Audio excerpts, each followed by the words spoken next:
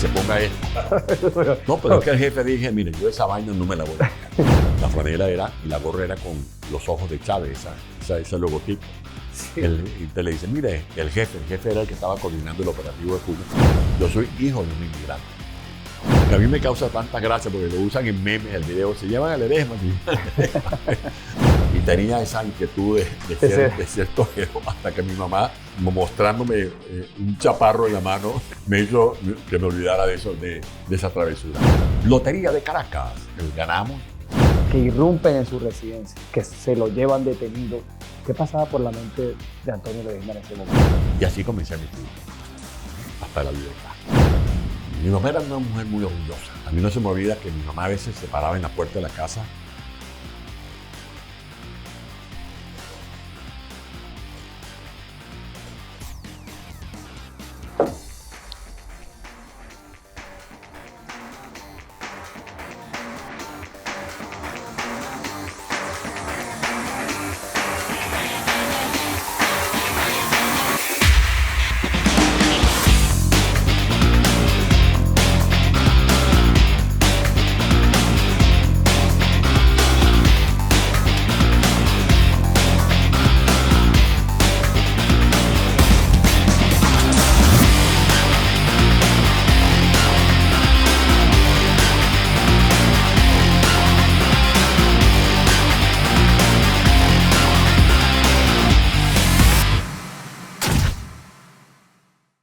Bienvenidos a otro episodio de Con Gran Torres Podcast. Hoy tengo un invitado de lujo. Se trata del alcalde en el exilio, Antonio Ledesma, el alcalde de Caracas, quien no necesita presentación. Bienvenido, alcalde.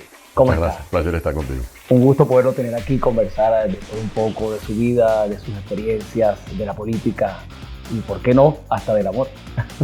Todo eso forma parte de la vida. Así es, Amor alcalde. y dolor. Así el es. dolor del exilio y el amor de la familia que nos ayuda a sobrellevar todas estas penurias. ¿Cómo lleva el exilio, alcalde? Porque es verdad que usted tuvo que salir por la fuerza. Bueno, ha escapado usted de ese régimen que lo ha perseguido cruelmente y que lo ha de alguna forma también torturado. Pero el exilio se debe vivir conforme a los sentimientos que uno tenga por Venezuela. Si este destierro es en aras de contribuir a que Venezuela recupere su libertad, tenemos que asumirlo como lo he hecho junto con mi familia. Te confieso que cuando puse un pie en territorio colombiano aquella mañanita del 18 de noviembre de 2017, lo hice con la ilusión de que iba a regresar muy pronto y en ese instante, cuando ya avanzaba, después de haber consignado mis documentos en la Dirección de Inmigración, recordé unos versos de Andrés Eloy Blanco al maestro Gallego, cuando el maestro Gallego asumió el exilio, Gallego le escribió: vete caminando de espaldas para que sientas que estás volviendo. Y ese es el sentimiento que uno tiene, volver a la patria que nos parió, porque yo desde muchacho he estado participando en viajes internacionales. Fui muy joven secretario internacional de la Juventud de Acción Democrática, y recuerdo que agarrábamos una mochila y fuimos a tener de México a Cuba y de Cuba en un avión del Komsomol de la Unión Soviética a Rusia, o cuando viajamos a Argentina, que me correspondió a mí dar un discurso en nombre de los jóvenes latinoamericanos en apoyo a Argentina en plena guerra de las Malvinas. Pero digo esta sola cita para decir, bueno, uno viajaba con una mochila y a veces nos pagaban el hotel o la posada donde íbamos a hacer cursos. Luego viajé como alcalde de Libertador y como alcalde metropolitano de Caracas, y aun cuando teníamos las mayores atenciones en esos periplos, no habían pasado 4 días cuando ya le comenzaba a uno una piquiña en los pies para regresar a Venezuela. Ahora imagínate lo que es esto. Ya vamos para 6 años en este destierro forzoso, en el cual uno aprende a querer más a la patria. Como decía Picasso, mientras más lejos estoy de España me siento más español. Yo lo parafraseo diciendo, mientras más lejos esté de Venezuela, soy más venezolano. El mundo está dando giro y nosotros allí atascados por un régimen oprobioso que ha acabado, que un país, como lo dijo aquí en este libro, un relato que explica cómo fue posible arruinar un país riquísimo Muchas gracias. Un país riquísimo que ahora es pobrísimo. Ese es el cambio que tenemos que producir. Bueno, aquí este libro me comprometo a leerlo. Me da mucha curiosidad devorar las páginas de esta publicación. Y viendo el título, ¿de dónde venimos y hacia dónde vamos? ¿De dónde viene Antonio Ledesma? Quería ser torero, tengo entendido Sí. por allí, Pues ¿no? yo nací el 1 de mayo de 1955. Nací en San Juan de los Morros, capital del estado Guárico. Soy el menor de 9 hermanos allá. Mi mamá venía de Valle de la Pascua allá con 8 muchachos en los costados. Y llegó a Venezuela un italiano llamado Antonio Bruno. En 1949 llegó al puerto de La Guaira. Se bajó del puerto y lo estaban esperando sus compañeros, lo llaman la Campana, de allá del sur de Italia, y le dieron un delantal para comenzar a trabajar como vendedor de helados El Polo. Ese italiano recaló en San Juan de los Morros y ahí nací yo.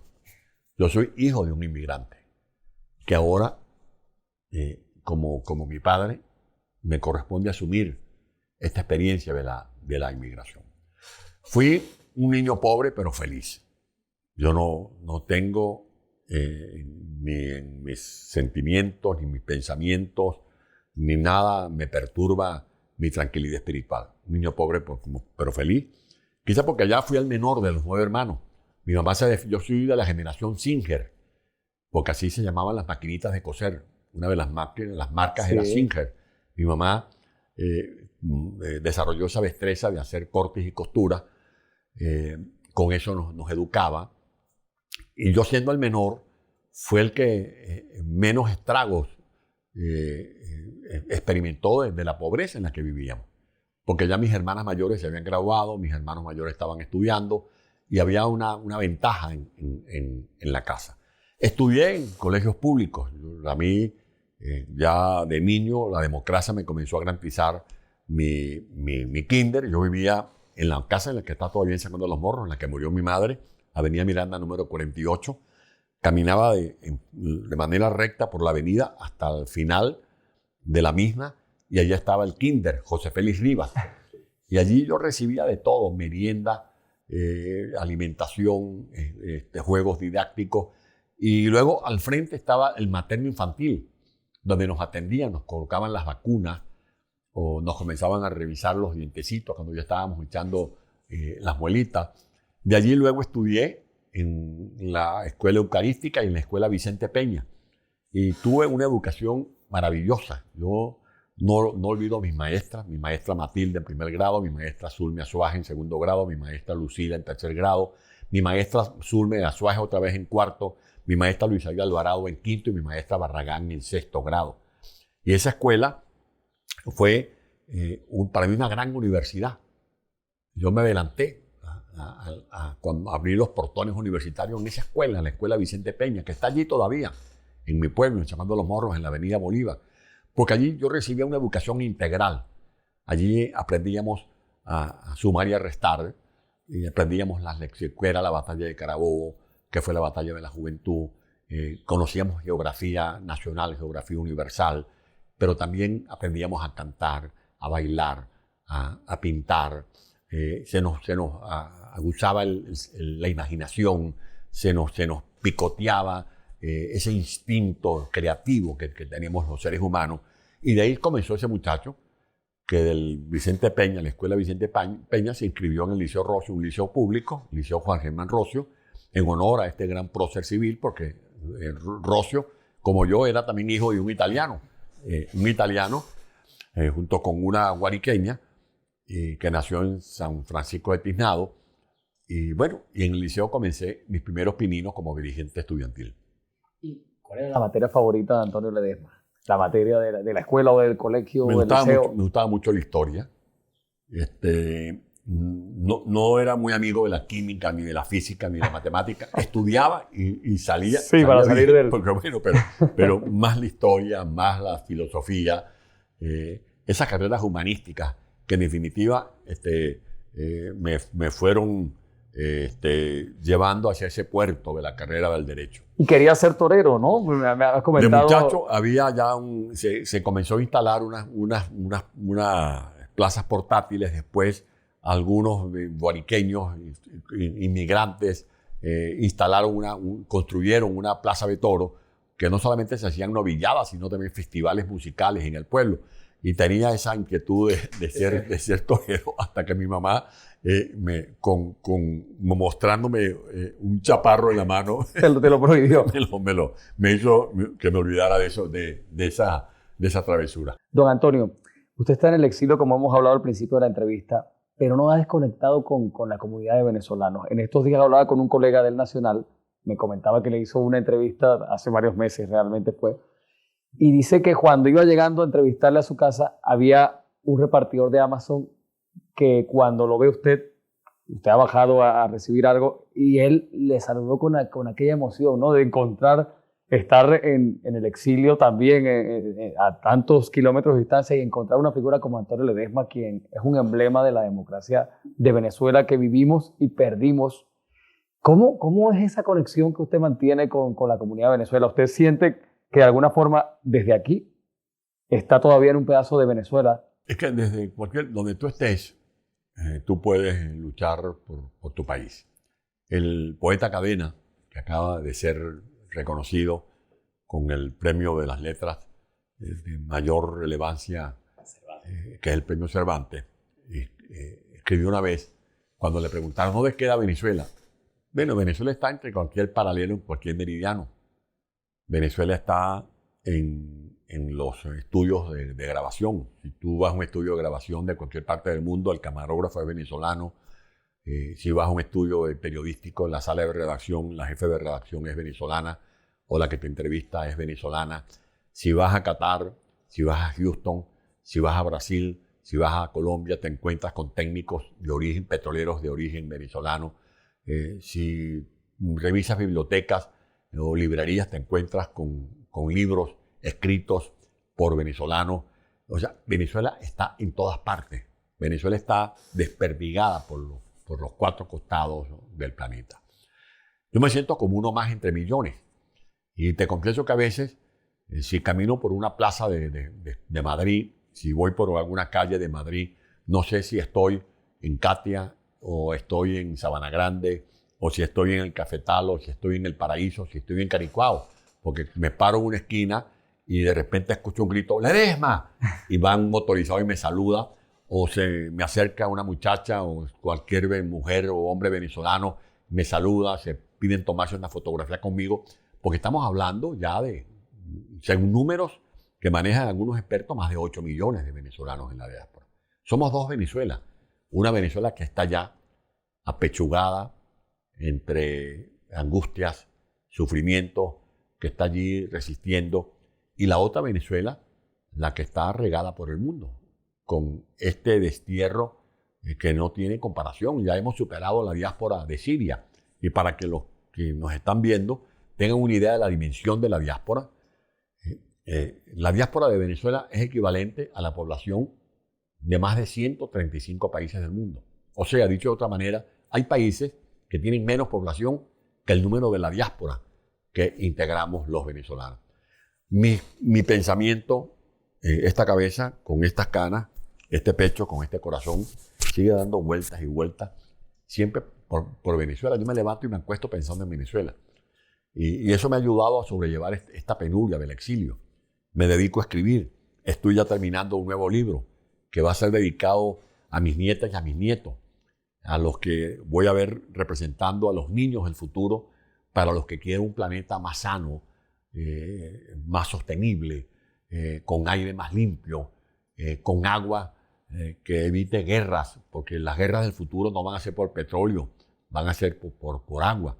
Es decir, que así llevo la vida.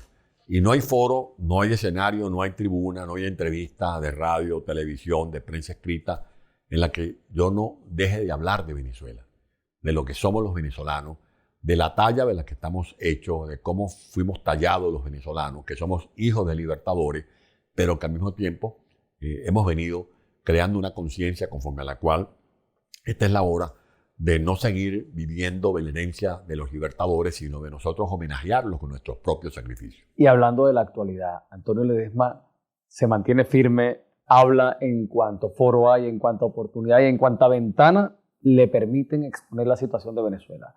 Usted ha dicho públicamente que se ha preparado toda su vida para ser presidente de Venezuela. Obviamente en este momento con una dictadura de por medio, ese panorama puede resultar incierto, pero ¿qué pasa con Antonio Ledesma y sus aspiraciones de llegar a ser presidente de Venezuela? ¿Siguen existiendo o ya no? Yo he asumido la política con una gran pasión. Para mí la política es una ciencia maravillosa que nos permite realizar proyectos, porque esa es la política.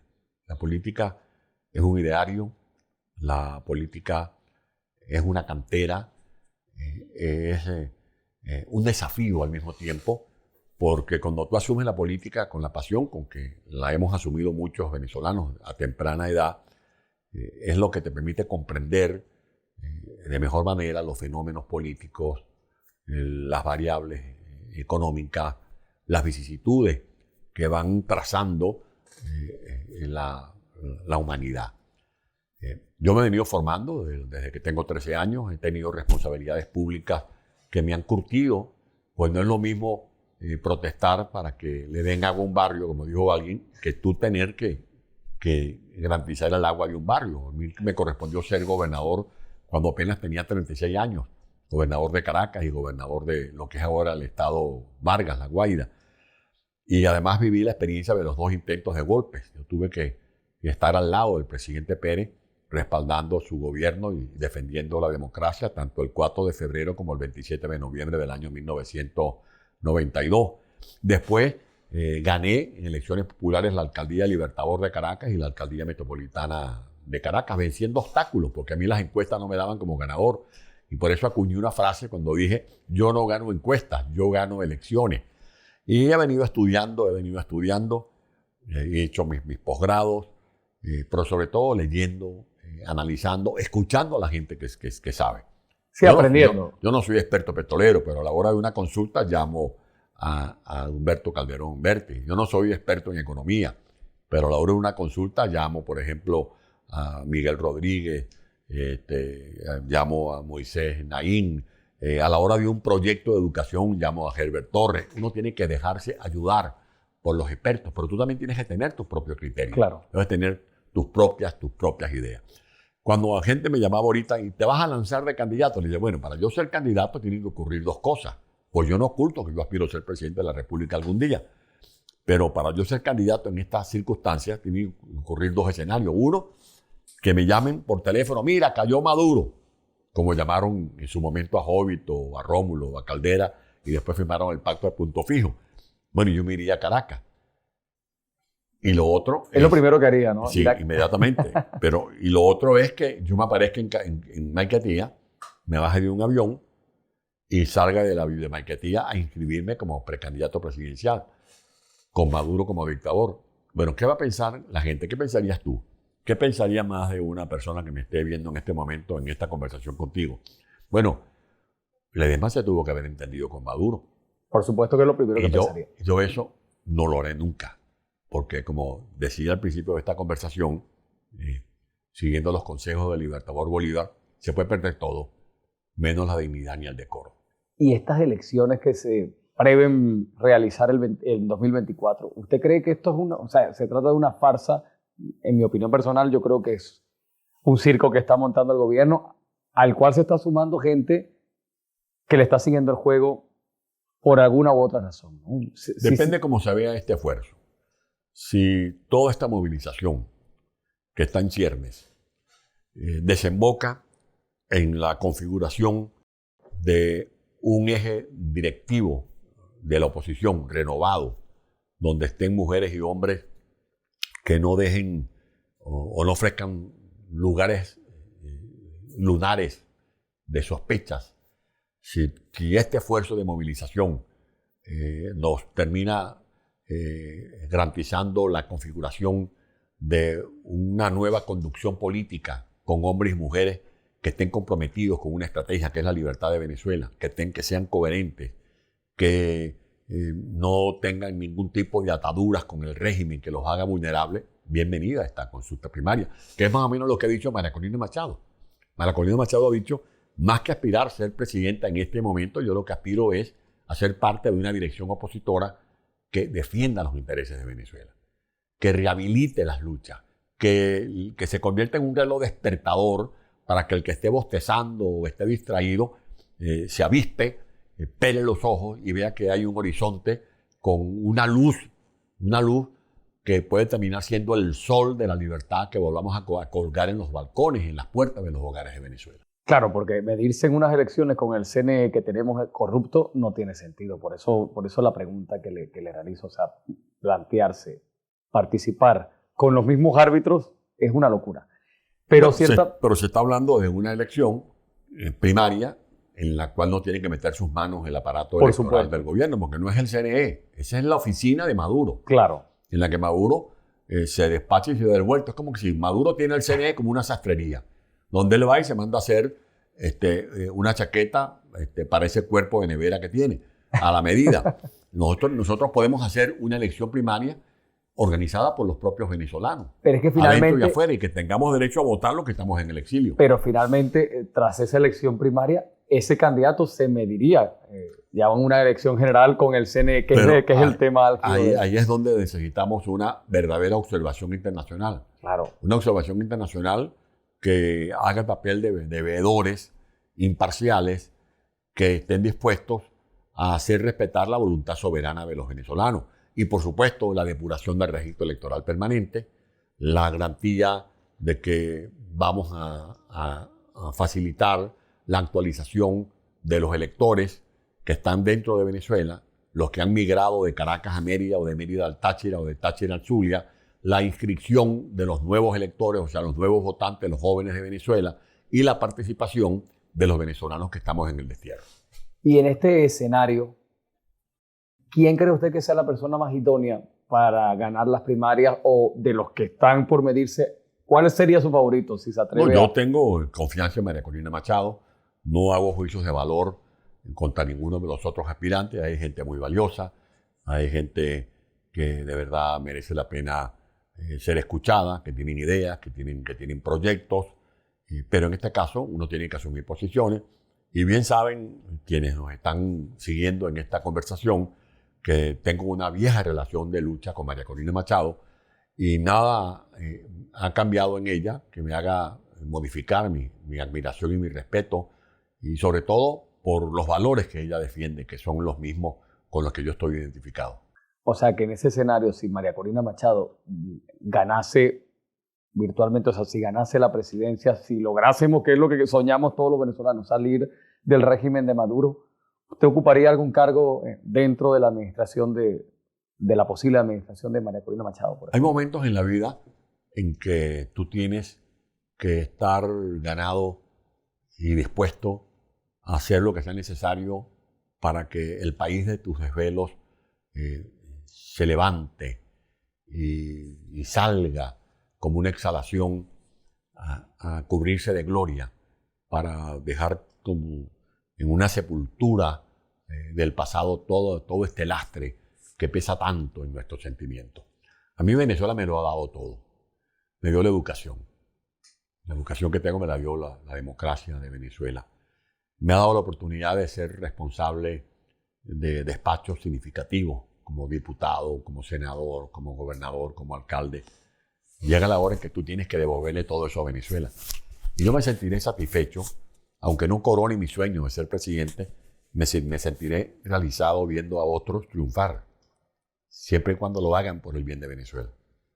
Y de allí que yo, si tengo que ser portero, tengo que ser jardinero, si tengo que hacer lo que sea para que un gobierno de transición salga adelante, allí va a estar este humilde servidor dándole en la mano y metiéndole el hombro a quien sea responsable de esa empresa titánica de reconstruir nuestra república. ¿Qué pasó exactamente en este momento con Juan Guaidó? No sé si usted tiene conocimiento de, digamos, a manera interna, ¿qué ocurriría allí? O sea, ¿le dieron la espalda a Juan Guaidó, por ejemplo, en Voluntad Popular?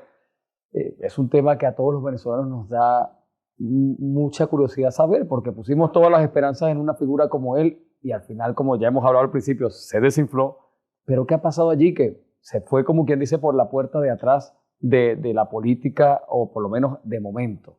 ¿Qué pasó allí? ¿Cree que le dio la espalda a la propia oposición? Pero en la vida hay que tener sentido de la oportunidad.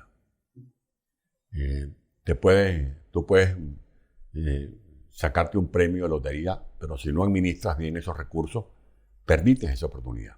Y te lo dice alguien de un hogar donde la pobreza te lleva a jugar. Mi mamá jugaba a los quinticos, los terminales. Y a veces yo tenía que ir de la casa a la Plaza de los Amanes, como se llama la plaza de mi pueblo, la plaza principal del pueblo, donde estaba, le llamábamos el Mocho García. Era Mocho porque no tenía las extremidades superiores, usaba unas guayaberas y había un talonario con los numeritos del 01 al 00, eran 100. Mi mamá me mandó a comprar el 22. Yo llegaba, saqué el Mocho, le sacaba de un bolsillo, tenía el talonario, saqué el 22 y en el otro bolsillo tenía el sencillo, pues uno pagaba y se despachaba y se daba el vuelto al mismo tiempo. Recuerdo que ese día estábamos por cenar, estábamos como recortaditos. Mi mamá era una mujer muy orgullosa. A mí no se me olvida que mi mamá a veces se paraba en la puerta de la casa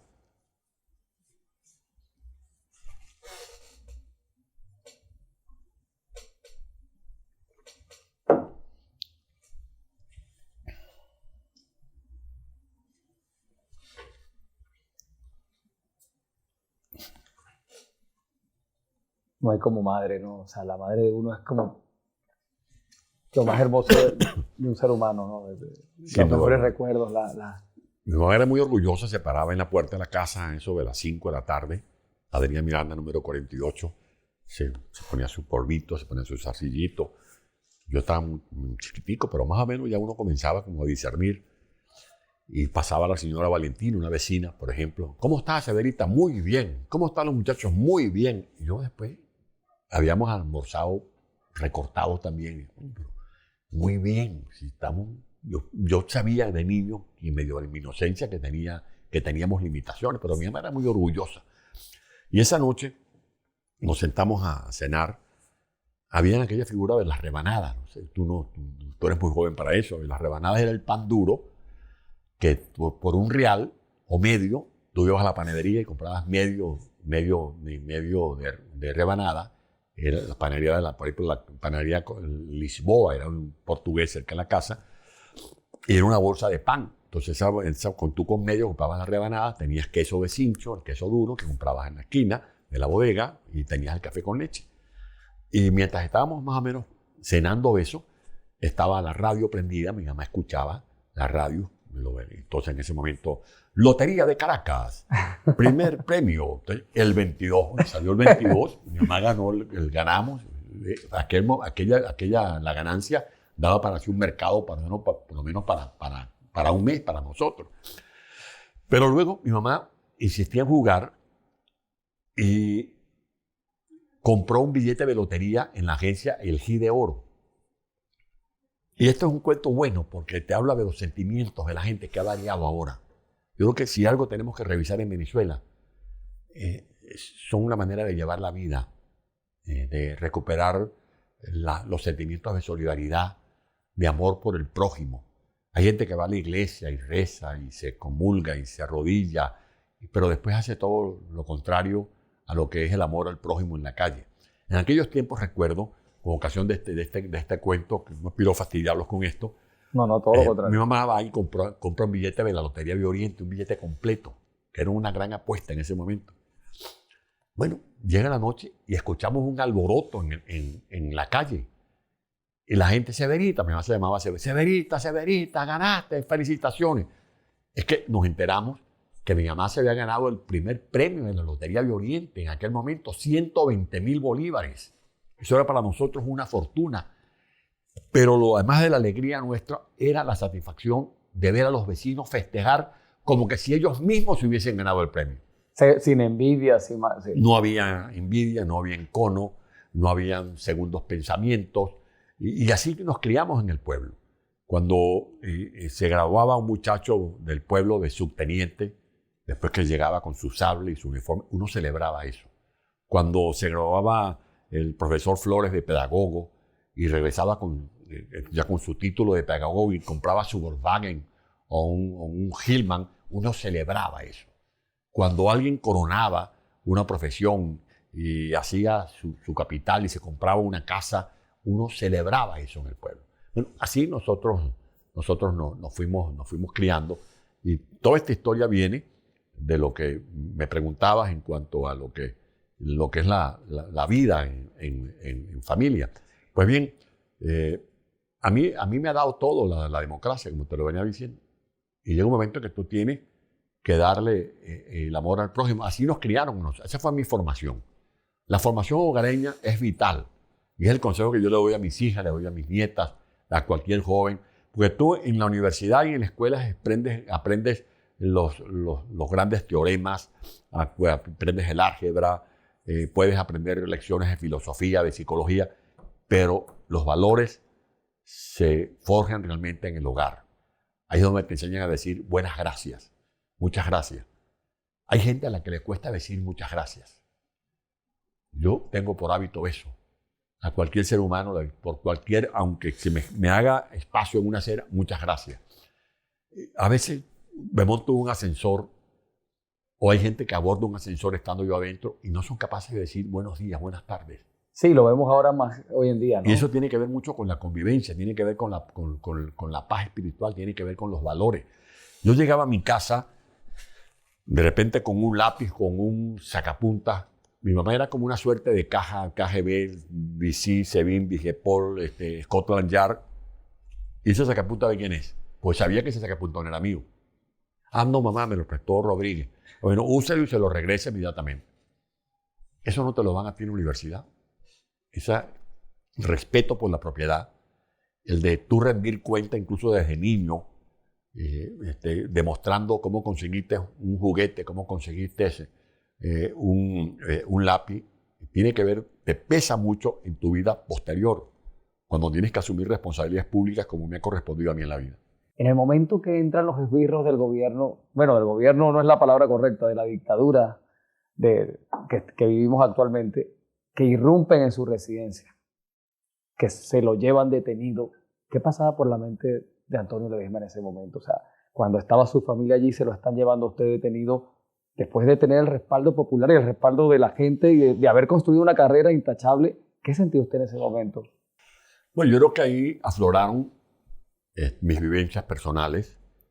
De una u otra manera, cuando tú te vas curtiendo y te vas implicando en las epopeyas de los líderes en los que tú has creído, eso te ayuda mucho. Cuando yo llegué a la celda de Ramo Verde la primera noche, el 20 de febrero de 2015,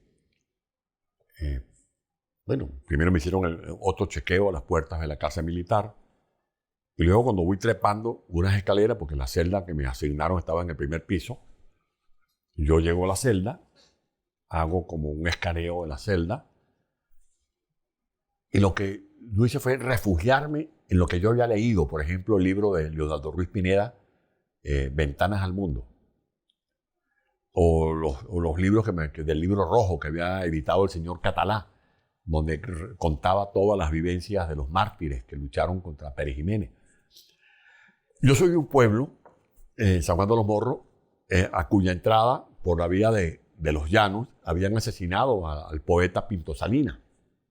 Y me había correspondido como dirigente juvenil hablar en el monumento que se le levantó allí a Pinto Salinas, el momento en que fue acribillado, que lo bajan del carro y le dicen camina, y cuando caminó le dispararon por la espalda para decir que lo habían matado en intento de fuga. Y luego me correspondió ser también orador cada vez que le hacían 21 de octubre, le hacían un homenaje póstumo a Leonardo Ruiz Pineda, que fue asesinado en un callejón de San Agustín del Sur en Caracas. Entonces, cuando retomo el relato, cuando yo llego a la celda y veo la celda, pero esto es como pan comido para mí. Porque esto no es lo que vivió Ruiz Pineda, lo que vivieron los mártires en Guasina o Zacupana, que eran campos de concentración. Sí, Guasina, terrible. Los que vivió Luis Hurtado Higuera, que lo lanzaron en un helicóptero y nunca aparecieron sus huesos.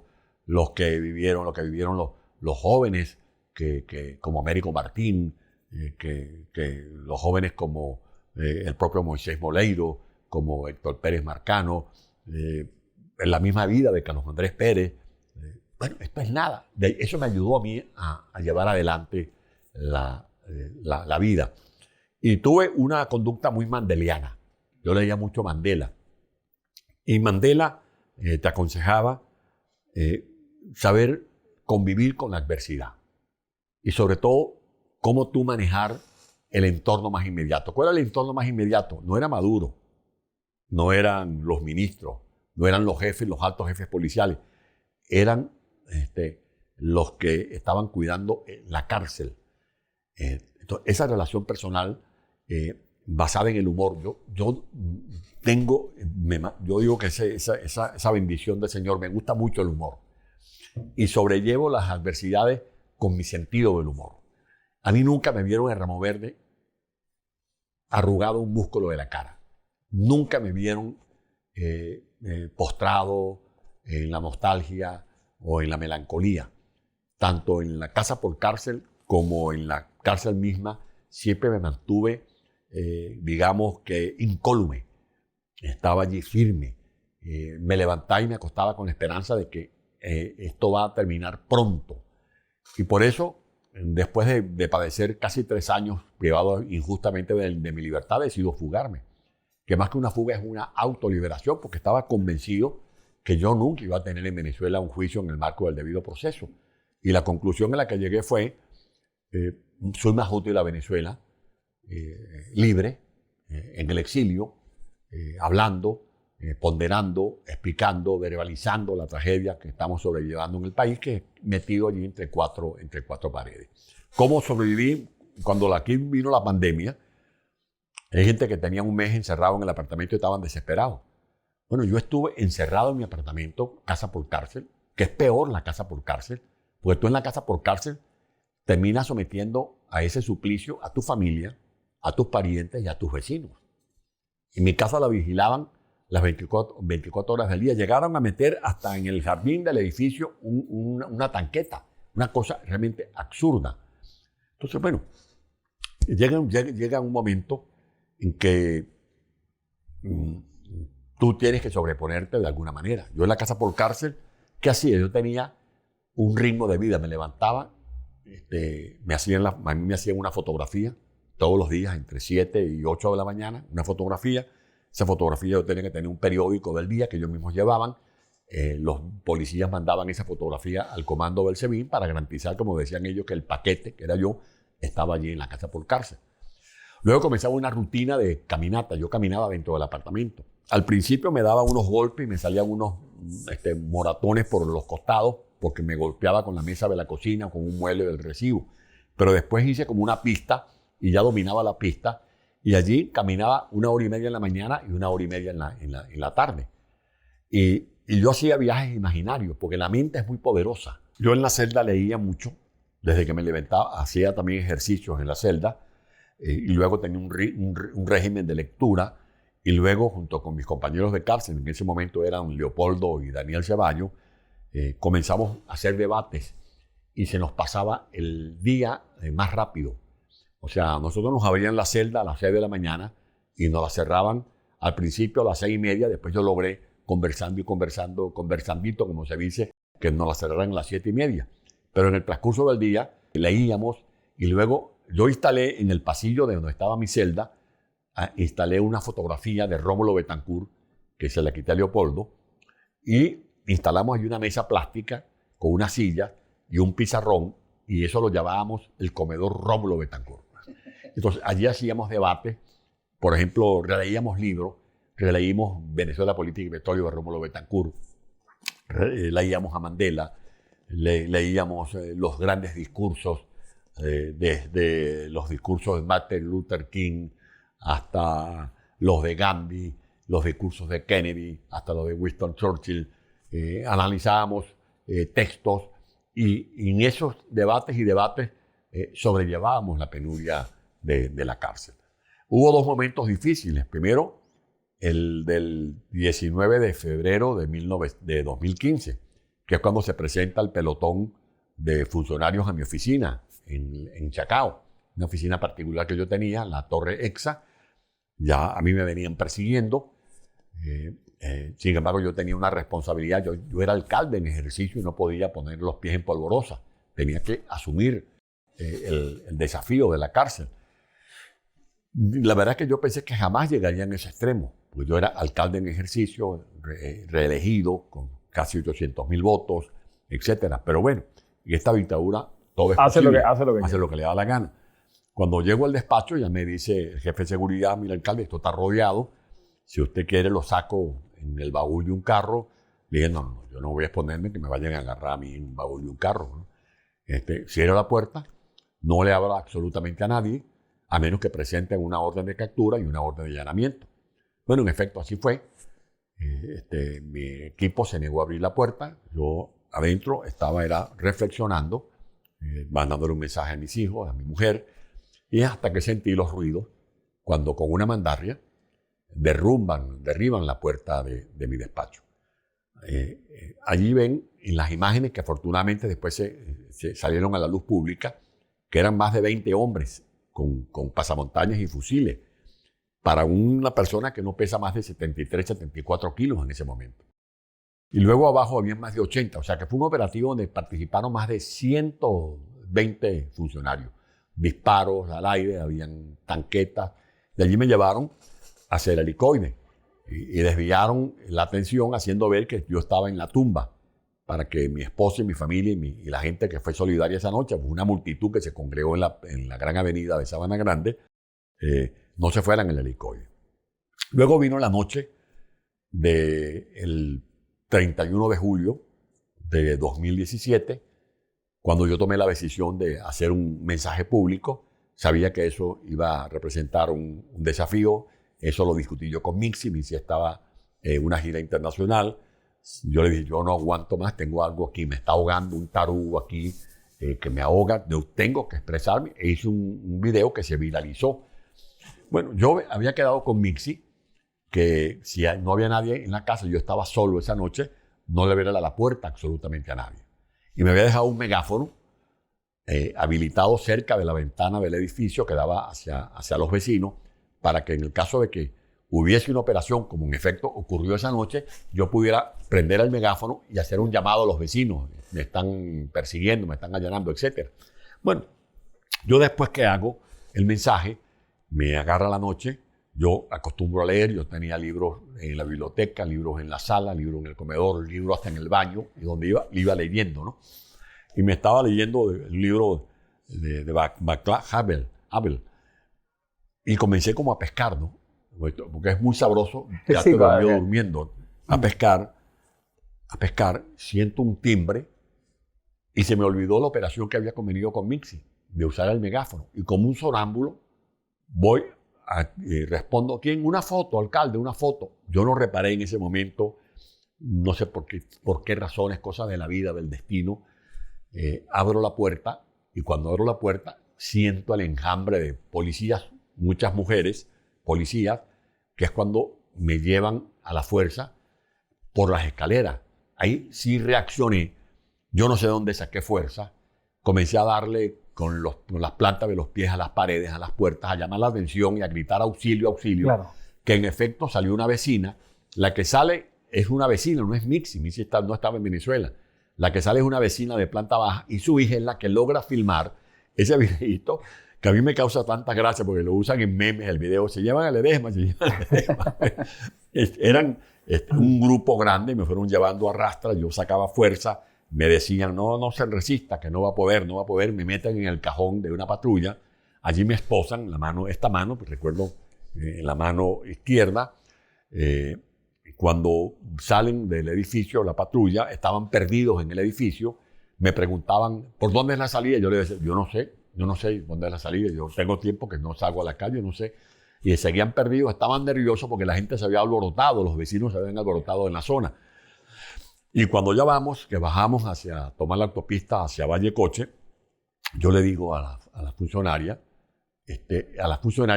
que para mí era cubana por el acento, le decía el otro: apriétase, que me apretara más la esposa. Y yo le decía: ¿pero qué más me vas a apretar? Me vas a reventar el hueso de la muñeca. ¿Qué más? ¿Qué voy a hacer yo aquí? Ustedes están armados. Yo tenía frente a mí en el cajón de la patrulla un funcionario con un pasamontaña y un fusil. Y para mí no era venezolana, porque la venezolana no es así. No tiene esa crueldad. Y me apretaban y me apretaban. Y luego siento, además del dolor, siento algo en el pie. Yo cargaba unas sandalias y cuando meto la mano, saco la mano ensangrentada. Era que me habían roto los dedos del pie derecho, de las pisadas, del forcejeo mío. Bueno, ahí me llevaron otra vez a removerme. Fue un trato muy hostil. Allí, a diferencia de la primera celda del año 2015, la primera celda tenía una chapa negra, no tenía visibilidad hacia el pasillo. A mí me encerraban en esa celda y no veía. En cambio, en la que me metieron después, en el 2017, era una celda con 4 barrotes verticales y 10 barrotes horizontales, y por lo menos veía hacia el pasillo, pero era una celda inhóspita, no más de 1,5 metros por 2, asquerosa, llena de cucarachas.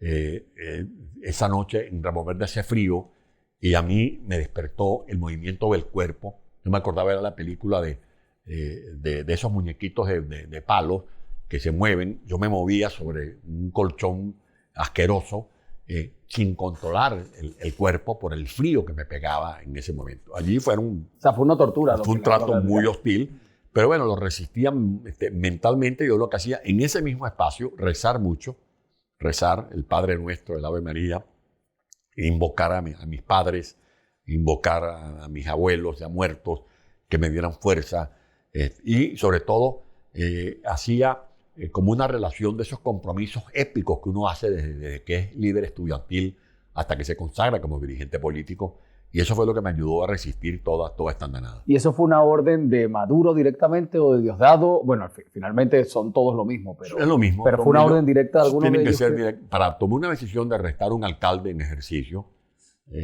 tiene que ser orden de arriba, claro, como en efecto fue. Porque después de mi arresto, cuando yo veo las noticias que circularon, eso salió en Taiwán, en Pekín, en Israel. No hubo parte del mundo en que no aparecieran las imágenes del alcalde secuestrado de la ciudad de Caracas. Pero sobre todo las palabras de Maduro diciendo unas tonterías que usted sabrá, recordará que si el alcalde, bueno, que se lo lleven, que se quede allí en España, en fin, una cantidad de tonterías que dijo, que se nota que el odio que sentía. El odio, por eso digo, supuesto, un odio exacerbado. No fue una puesta en escena difícil. Haber burlado la seguridad, eso por supuesto no me lo perdona Maduro ni sus esbirros de seguridad. Pero bueno, cuando la gente me pregunta cómo fue que te fugaste, bueno, con un par de ruedas, en primer lugar, porque hay gente que puede decir esto o aquello. Lo importante es que tú estés tranquilo con tu conciencia. Y solo mi conciencia y Dios y mis seres más queridos saben que fue una puesta en escena con un alto porcentaje de riesgo. A mí, el que organizó conmigo esta fuga, me dio libertad para yo escoger a la persona que me iba a sacar de la casa por cárcel. Esa fue una persona que sabía que estaba arriesgando mucho, porque si lo tenían conmigo, le acababan su vida y la de su familia. Y fue un ensayo, por ejemplo, se hizo un ensayo con un reloj cronometrado, de cuántos segundos tardaba el carro en ingresar al sótano del edificio y cuántos segundos tardaba en salir a 20 kilómetros por hora. Pues yo que veía películas, siempre uno en las películas no sabe que a veces el plan se estropea cuando se atraviesa un niño, se atraviesa un perro, se atraviesa un gato. Por eso era convenido a 20 kilómetros. Luego medimos con un doble que bajaba, salía del apartamento, tomaba el ascensor, cuántos segundos tomaba el ascensor en llegar al sótano. Y así fuimos ensayando. Yo tuve que preparar un personaje que llamábamos Venancio, porque los asesores de la fuga me dijeron, tu voz te delata, tú tienes que cambiar, tener un poco. Yo inventé un personaje llanero, Venancio y cosas, y lo fui ensayando hasta que lo dominé. Luego, preparar conchas, o sea, escondites, por si tenía que abortar la fuga.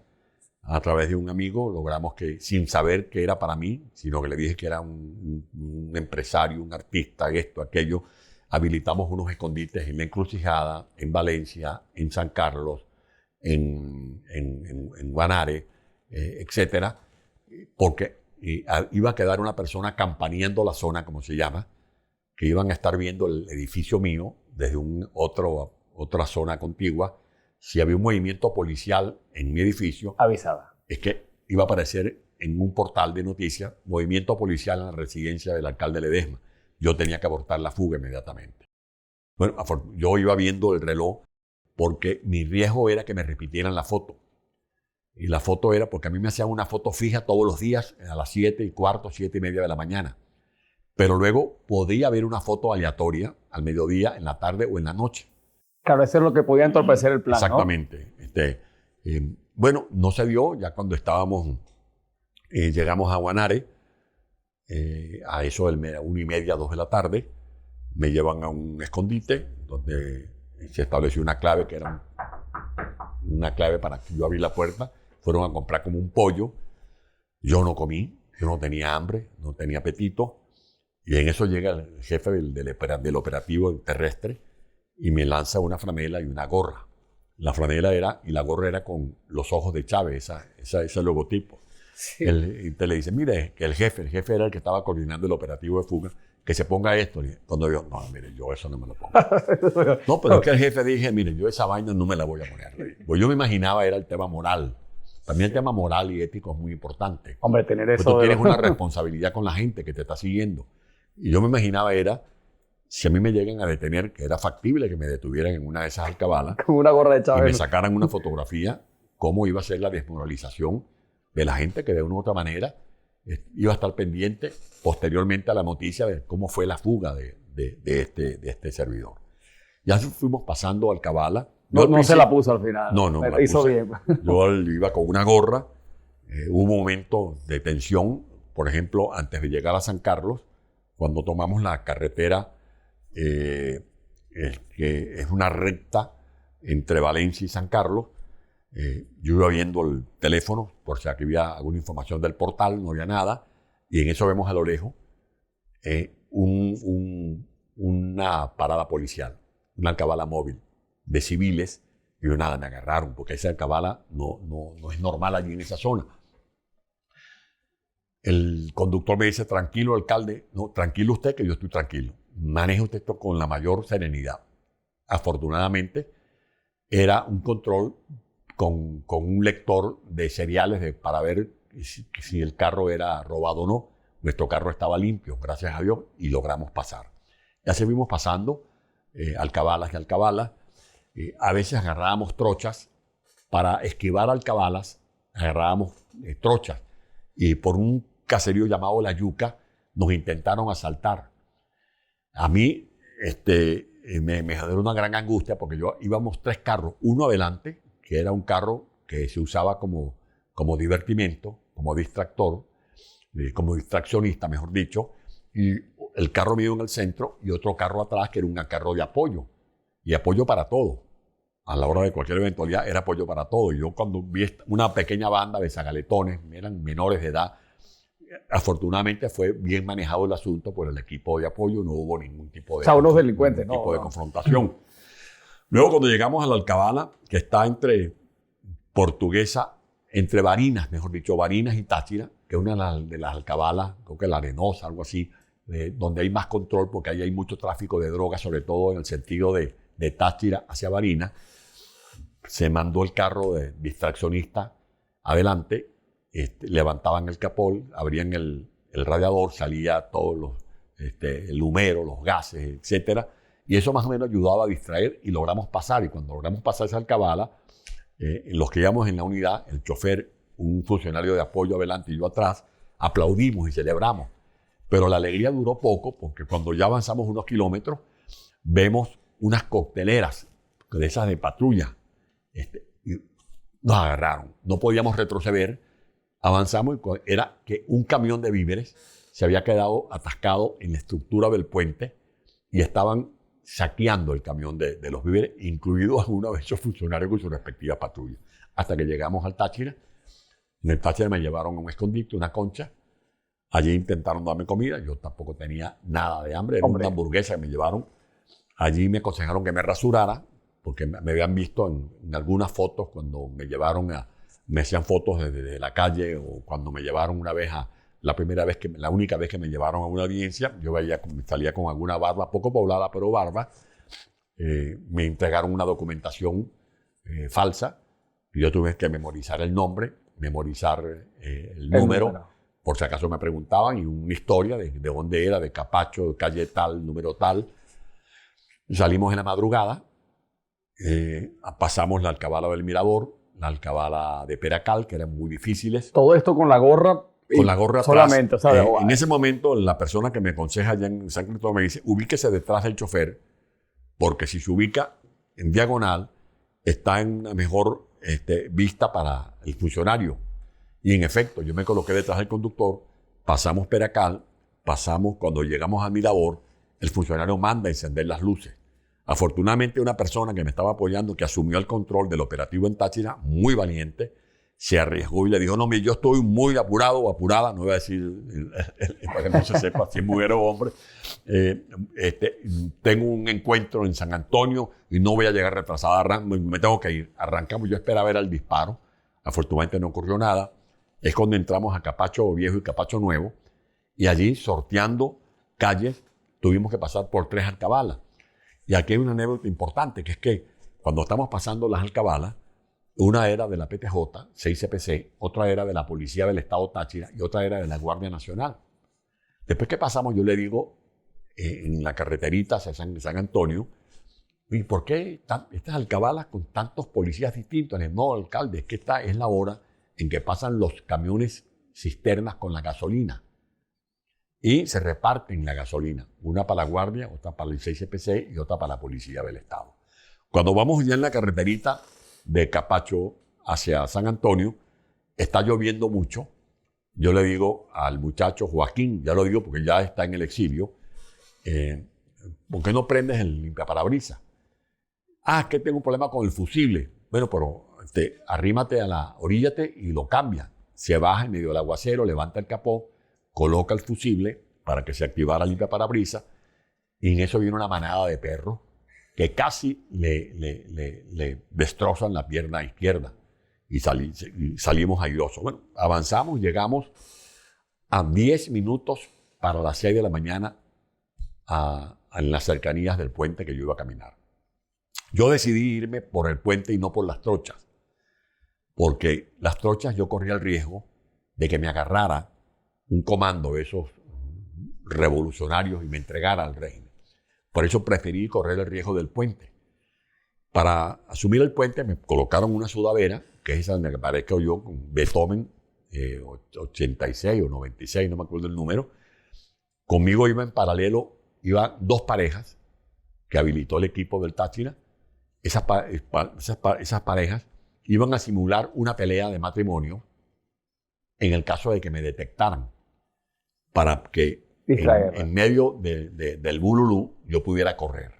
Bueno, afortunadamente no me detectaron, pero cuando voy llegando, que faltan como 20 metros para llegar al puesto de control, una señora me ve y dice en alta voz, Ledesma, como asombrada.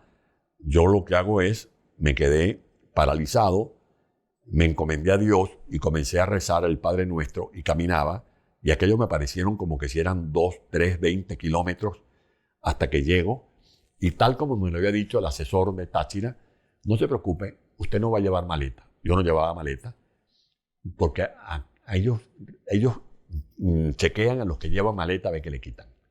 Y cuando usted ve la grabación, que después apareció una grabación que hizo Inmigración de Colombia, a mí ni siquiera me ven el documento.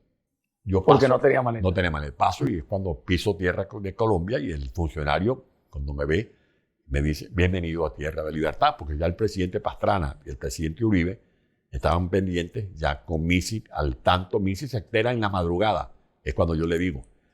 Pues ahí me dijeron, no le digas nada ni a tu mujer. Y la hora pautada de mi casa por cárcel fue el día 16 de noviembre a las 8:30. Yo tenía que estar en el sótano tomando el carro. Y me dijeron, la puedes llamar 10 minutos antes.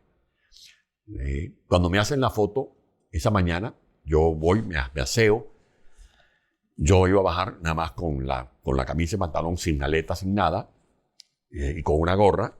Y lo que hice fue recorrí el apartamento a la cama en la que vivimos tanto tiempo, a mi sillón, mi cuarto, la fotografía de mis hijas. Se despidió de su hogar. Me despedí de mis libros, mi biblioteca. Y que se sintió emocionado. Es muy conmovido, es muy conmovedor. Y luego, 10 minutos antes, llamo a Mixi.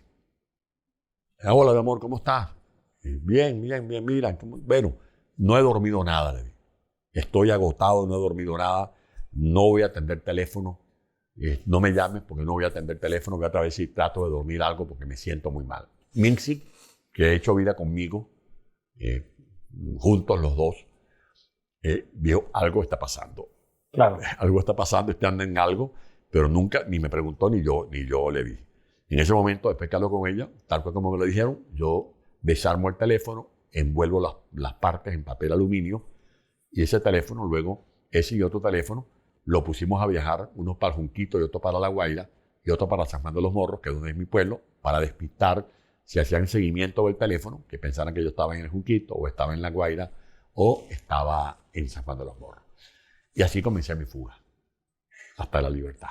O sea, una historia prácticamente de película. O sea, y es la realidad, ¿no? Pero que como las aventuras que ha tenido que sortear para poder llegar a... Así es. Aquí. ¿Y por qué España? Ya casi para finalizar. Bueno, porque ya estaba aquí Mixi haciendo una gira y además en Europa está mi otra familia.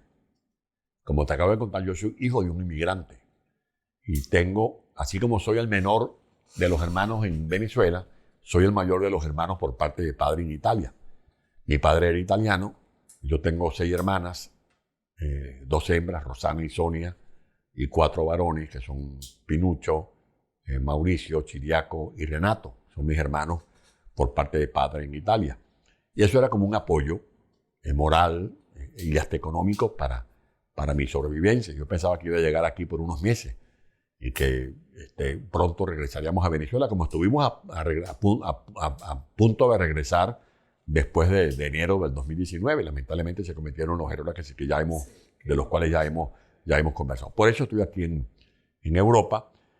No he dejado de trabajar. He tenido varias responsabilidades. Ahora me han designado director del Observatorio Geopolítico para América Latina. Eso da lugar a que esté en permanente actividad. Y además de mi rol de escritor, de mi rol de analista, me invitan a dar clases en uno que otro instituto universitario.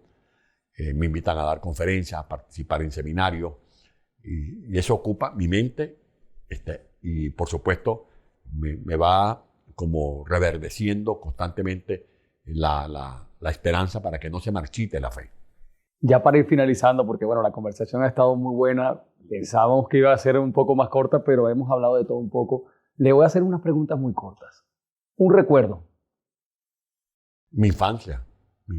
Yo fui un niño que vivió plenamente medio de las limitaciones de su infancia, mi colegio, mis actividades. Yo siempre tengo en la mente cuando en el colegio o cantaba o animaba el Día del Árbol, el Día de la Independencia, el Día de la Madre. Mi primer discurso en el Liceo Rosio fue para mí inolvidable. Había un murito llamado el Murito de la Verdad. Después te voy a mandar una fotografía, porque tengo el que lograba hablar desde ese murito se graduaba como dirigente estudiantil. Eso para mí fue inolvidable, esos momentos. Carlos Andrés Pérez, ¿qué significó en su vida? Un maestro. Carlos Andrés aprendí muchas cosas, por ejemplo, la disciplina, que en política hay que saber hacia dónde se va desde que tú te levantas. Tú no puedes levantarte sin tener una agenda de trabajo. Y eso me ayudó a mí, la puntualidad. Él usaba el reloj adelantado, 15 minutos. Y él me decía, Ledesma, es por respeto a la gente, Uno tiene que ser puntual. La disciplina, aprovechar el tiempo, no cultivar odios ni rencores, porque eso es una valija muy pesada, que te quita fuerza, que te quita energía, que te resta vigor. Y tú tienes que tener toda tu energía y toda tu fuerza y todo tu vigor puesta al servicio de ideales que tienes que empujar, y para empujarlos necesitas no tener demasiado peso en el equipaje. ¿Un libro? Muchos libros. El Quijote, por ejemplo. El Quijote es fundamental porque es lo que te permite soñar como uno sueña en el exilio, viendo el infierno de Venezuela, lo que escribió Dante, la Divina Comedia, pensando en nuestros héroes, nuestros muchachos héroes, la Ilíada, todo el mensaje homérico, por supuesto el extranjero. Mis hijas me dicen, papá, ¿por qué te gusta tanto ese libro? Bueno, porque el extranjero te da lugar a que tú te reconcilies con la vida, a diferencia de lo que fue ese personaje que concibió Albert Camus, un personaje que después de las guerras se desentendió, era indiferente a si se vivía o no se vivía. Las historias de Shakespeare, del dilema hamletiano, ser o no ser, uno se levanta todos los días, ¿vale la pena luchar o no vale la pena luchar? Y ahí el dilema. Ahí el dilema. Y muchos libros, yo tengo muchos libros de cabecera. Ahorita me estoy leyendo, me estoy terminando, me vine apurado para acá porque estoy leyéndome una novela de Carlos Blanco, que la vamos a presentar muy pronto en Madrid, como voy a dar una palabra, la estoy leyendo y la verdad que es fascinante. Una novela es sobre ficción política, pero es una novela maravillosa, como por ejemplo El amor en los tiempos de cólera, que es uno de mis libros preferidos de García Márquez, o los libros de Vargas Llosa, con quien tengo una buena y respetuosa amistad, sobre todo este último, un libro muy didáctico para los jóvenes, que se lo recomiendo, que es El llamado de la tribu. ¿Un amor? Mixi, el amor de mi vida. Y ese es mi amor de ahora y de siempre. En 1992, ¿qué significó para Antonio Ledesma ese momento? Vi que tuvo miedo en algún momento de su propia vida cuando se despidió de sus hijas pequeñas. En ese momento, quizás más que años después, en 2015 y 2017, le pregunto. El miedo es un sentimiento que puede ser útil, porque cuando tú tienes miedo de perder la democracia, eso más bien te refuerza la valentía y el coraje para luchar. Yo había jurado como gobernador el 11 de enero de 1992, era un muchacho. Y estaba trabajando afanosamente todos esos días. Y llegó el día 3 de febrero, que fue el 3 de febrero, estaba con Missy en un sitio llamado el Jexy Club, después de un día de trabajo, porque allí estaban haciéndole un acto celebratorio a Johan Peroso, un amigo mío, un líder popular del 23 de enero en Caracas. Y de allí nos fuimos a la casa y cuando llego a la casa le digo a Missy, mi amor, voy a ver si descanso esta noche. Y me estoy quitando la camisa, me quito la camisa, y ya cuando me estoy desvistiendo, suena el teléfono interministerial. Ese teléfono era un teléfono que te conectaba directamente con el presidente de la República. Cuando levanto el teléfono, es la voz del presidente. El presidente, cuando había el trato de presidente a un funcionario, era muy formal. Él no te llamaba por tu nombre, sino por el título del cargo. Si eres ministro, y si eres gobernador, como era mi caso, me dice, gobernador, lo estoy llamando porque está en marcha un movimiento sedicioso. Esa es una palabra muy de Rómulo. Le imita muy bien el acento. Sí, bueno, entonces yo le digo, él me dice, y voy saliendo en este momento a Miraflores. Yo digo, bueno, presidente, ya me voy para allá. No. Lo estoy llamando para que usted se haga cargo de su comando. A veces yo me preguntaba después, ¿por qué el presidente me llama a mí cuando él mismo cuenta que cuando su hija Carolina le toca la puerta y lo despierta, es la que lo logra despertar? Él acababa de llegar de un viaje de Davos muy agotado, y él cuando su hija lo llama y le pasa al ministro, el ministro le dice que hay un golpe de estado en marcha, él se pone el pantalón sobre la pijama, ni siquiera se le da tiempo a quitarse la pijama. Pero me llama. ¿Y por qué me llama? Bueno, la conclusión es que la escuela romuliana de Carlos Andrés le hizo pensar, el gobernador tiene bajo su comando la Policía Metropolitana, que después del Ejército es el cuerpo armado más numeroso de Venezuela. Yo le digo a Mixi, tranco el teléfono y me dice, ¿qué pasó? No, una reunión, me están llamando, yo voy y vengo, le digo. Pero cometo el error de decirle, búscame el revólver. Y ella sabía máxima angustia, que ¿no? yo había dejado desde mis tiempos de dirigente estudiantil, había decidido no usar más armas de fuego. Yo no me gustaba andar armado. Y ella dijo, revólver, algo está pasando, yo me voy contigo. Y es cuando, bueno, en efecto, bajamos, yo había despedido al chofer, no tenía municiones, le quito a un funcionario que estaba allí las municiones, cargo el revólver, me monto en un carro, un Century que yo tenía de mi propiedad, y me voy manejando yo y mi hice de pasajera conmigo. Y salimos hacia la autopista, y cuando vamos por la autopista a nivel de María Leonza, allí frente a la Universidad Central de Venezuela, vemos unos autobuses de esos de transporte público, de Maracay, Cagua, Turmero, Palo Negro, y se veían por la ventanilla los soldados con el fusil, con la boca hacia arriba, entre las piernas, y las caras pintadas. Eran los soldados que estaban llevando hacia el cuartel de La Montaña o hacia los alrededores de Miraflores. Y allí avanzamos, y cuando llegamos a la gobernación fue un gran tiroteo. Bueno, yo sentía que no iba a ver más a las niñas. Mi hija Mixi tenía 14, creo que iba para 16 meses, y mi hija Antonieta tenía apenas un mes y medio de nacida. Y yo cuando salgo del apartamento, le doy un beso, tanto en el primer golpe como en el segundo golpe. En el segundo golpe, la llamada del presidente fue para decirme que me fuera a los medios de comunicación. Me dijo, váyase a los medios y abogue por la democracia y transmita confianza de que el gobierno va a vencer este movimiento sedicioso. Y así fue.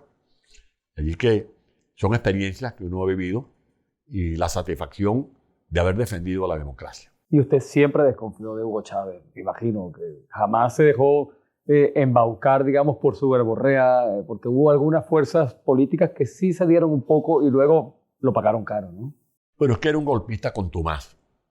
Ya venía conspirando desde los años 80. En mi libro que escribí sobre Carlos Andrés Pérez, allí relato cómo se fue formando esta logia militar desde que Chávez era cadete y cómo se aprovechó de la academia para ir articulando a los que participaron en el famoso juramento bajo el samán de Güere. Y cuando hay gente que trata de excusarse diciendo, bueno, que confiamos en Chávez, yo he dicho, eso es como que si tú eres padre de un niño que está en un colegio y te invitan a formar parte de la asamblea de padres y representantes para opinar sobre la designación del director del colegio donde están tus hijas o tus hijos. Y lleguen y te digan, bueno, vamos a postular a este señor que es para director. Él fue pederasta. Él violó a unos niños, pero ya se dejó de eso. Él es muy simpático. ¿Cómo tú vas a poner la dirección del colegio de tus hijos en la mano de un pederasta?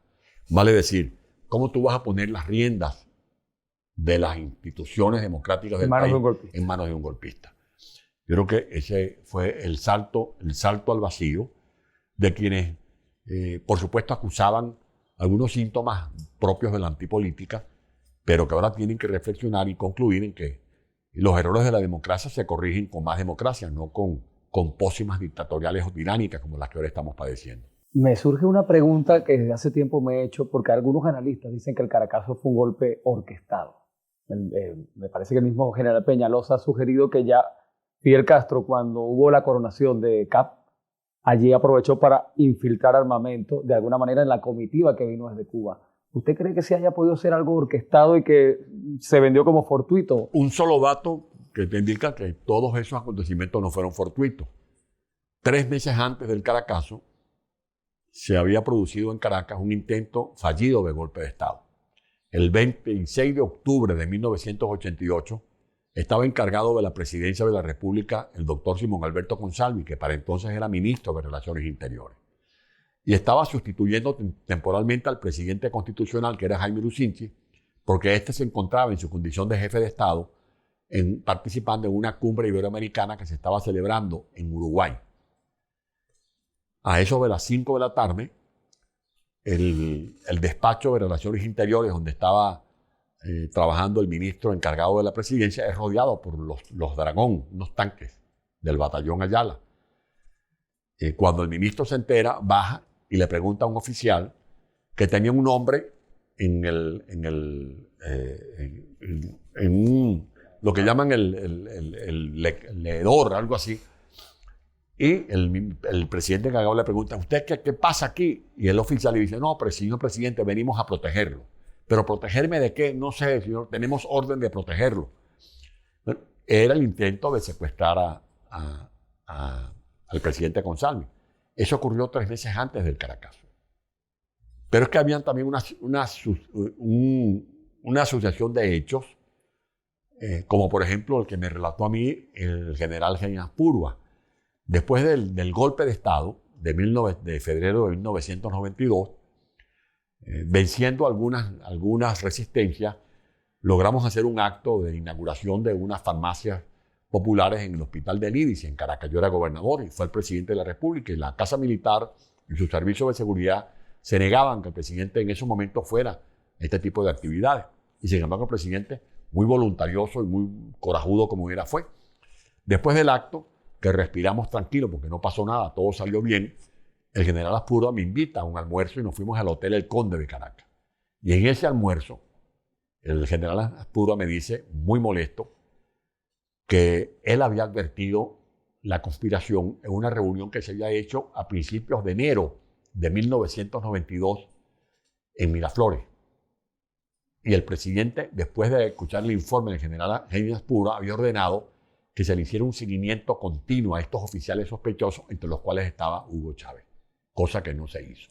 Y el general Peñalosa, meses antes, me había invitado a mí a una reunión en su casa, y el argumento que esgrimió para justificar por qué me había invitado es cuando me dijo: yo sé que usted es una persona de confianza del presidente y le quiero decir a usted, para ver si usted logra persuadir al presidente de que tome previsiones de que están actuando estos conspiradores, y me los nombró a todos.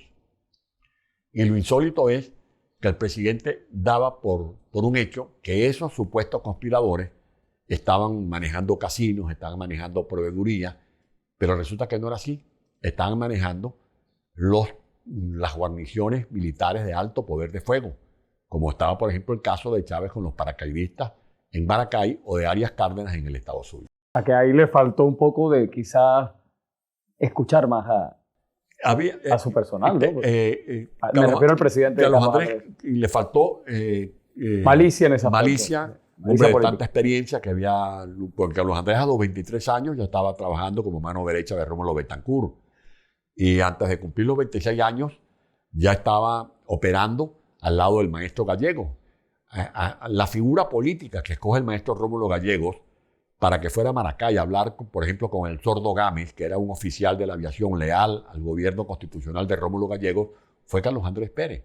Y Carlos Andrés Pérez, días antes del golpe que dan Pérez Jiménez y Delgado Chalbaud, en noviembre de 1948, contra el maestro Gallegos, es el dirigente que manda el maestro Gallegos a Maracay a sofocar la conspiración. Y luego Carlos Andrés tenía la experiencia como parte del clandestinaje y de la lucha en el exilio. Y luego como ministro de Relaciones Interiores de Rómulo, es el que enfrenta el carupanazo, el que enfrenta el porteñazo, el barcelonazo, todas las conspiraciones de la derecha, de la extrema derecha y de la extrema izquierda, la subversión atizada por el castrismo con las guerrillas en las que se involucraron muchos jóvenes de Venezuela. O sea, ese hombre de tanta experiencia es víctima de quizás una sobredosis de su confianza en sus posibilidades de controlar todos aquellos brotes conspirativos, y luego también fue víctima del desmantelamiento de los equipos de seguridad. Había un resquebrajamiento y había una lucha soterrada entre factores de la Dirección de Inteligencia Militar o de lo que era en aquel entonces la DICIT. O sea, esa dispersión de esfuerzos de inteligencia facilitó la conspiración. Sí, o una infiltración finalmente de las fuerzas que finalmente llegaron al poder. Alcalde, ha sido un gusto. Me gustaría que le dijese unas palabras a la audiencia, un mensaje a los venezolanos y al mundo entero. Las cámaras son suyas. Bueno, tenemos el país más maravilloso del mundo, por el que vale la pena seguir luchando. Yo lo que le digo a la gente que me ve es que nada hacemos con cargar banderas. Este es el momento en que hay que aprovechar cualquier vientecillo, cualquier lucecita para retomar el camino y la senda de la lucha hasta lograr cantar victoria. Que Venezuela vuelva a ser otra vez esa patria libre y soberana que nos merecemos los venezolanos. Gracias por haber venido. Gracias. Y nos vemos en otro episodio.